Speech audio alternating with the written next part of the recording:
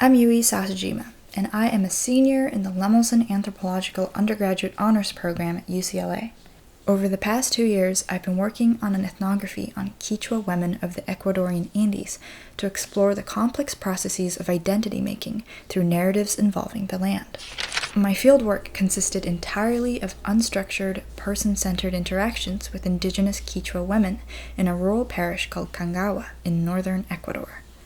Most of my data was collected inside home and restaurant kitchens, because in many of these households, the kitchen is a female-dominated social space. Against the backdrop of settler capitalism and patriarchal structures of power, the kitchen serves as a platform where female and indigenous voices are elevated. So nearly every day for 2 months, I found myself sitting in warm, cramped, dimly lit kitchens with these women as they cooked, while listening to the stories that would arise in these spaces. My ethnography delves into these narratives and what they reveal about their identity and their intimate relationships with the land.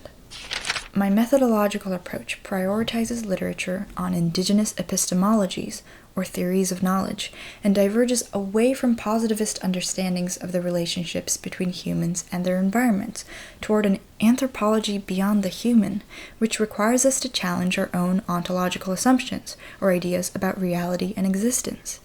Narratives are instrumental to this heuristic process because when someone tells a narrative, they invite us to momentarily step outside of our own experiences of the world and step into new subjective realities, pushing the boundaries of human imagination. I'd like to share with you one example of a narrative told by a woman in her late 30s named Paloma, who worked at a picante, or a small restaurant. I was standing in her kitchen one night as she was frying trout for the summer festival that weekend that would celebrate their harvests as well as the survival of their heritage.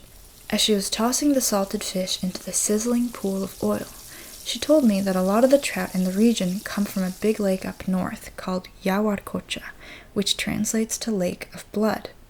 She proceeded to share with me a legend that her parents told her when she was a little girl.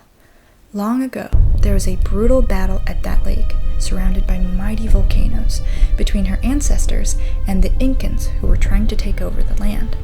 So many Quechua people were killed at that site that the entire lake turned red from all the blood that had been shed.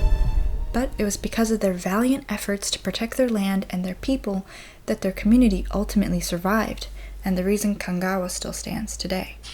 My analysis looks into how different elements of this story make up a web of sentient human and non-human actors. We have, of course, Paloma, who is the narrator, but we also have the lake, the mountains, the trout, and the spirits of the ancestors who fought in that battle, all coiled together as dynamic characters in this narrative.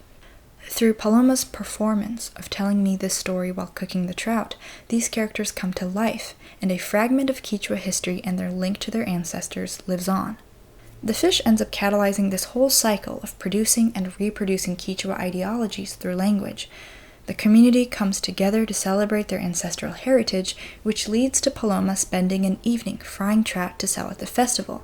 And while she's cooking, she feels compelled to tell me a narrative about the significance of the trout and the lake, and in doing so, she revitalizes Quechua values through that story, and that goes back to honoring the history of their ancestors and their land. So the trout is more than just a utilitarian means of feeding people at the festival or generating income for her family.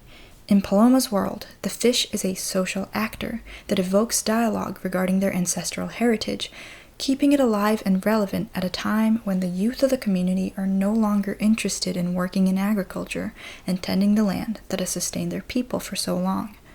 On a microscopic level, it plays a part in Paloma's own identity making, as she shares a part of her childhood with me and reinforces her understanding of what it means to be Quechua.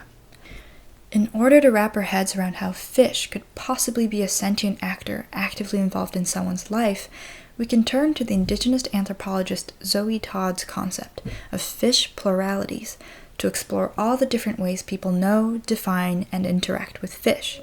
In her field site of Palotuk in Arctic Canada, fish are viewed as persons that help create an active site of engagement between different actors in the local Inuit landscape.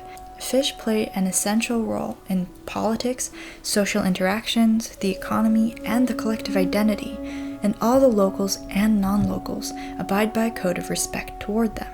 The key point here is that the lives of humans and fish, or other non-human beings, are deeply intertwined in these communities based on an intricate system of reciprocity and respect.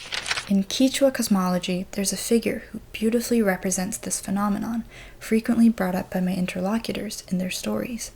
Her name is Pachamama, or Mother Earth, and she's the land and everything that lives within it, encompassing the Quechua way of life passed down from their ancestors. She's not a religious or mythological figure, and she's not just an anthropomorphized version of nature either.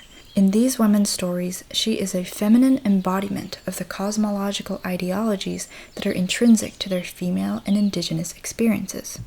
Pachamama is actively present in Paloma's narrative, and her appearance extends beyond symbolic imagery. We might recognize the topographic features of the towering mountains and the illustrious lake as semiotic icons or direct imitations of Pachamama.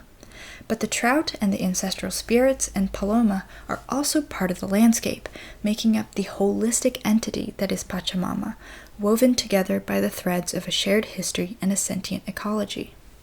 What I hope you take away from Paloma's story is that people can relate to their environment in really intimate and personal ways, even defining it as an integral part of who they are. Through the constructive processes of narrative telling, we can explore how people situate themselves in their subjective worlds and navigate the interpersonal and interspecies relationships within them, and perhaps learn a little bit more about our own selves along the way.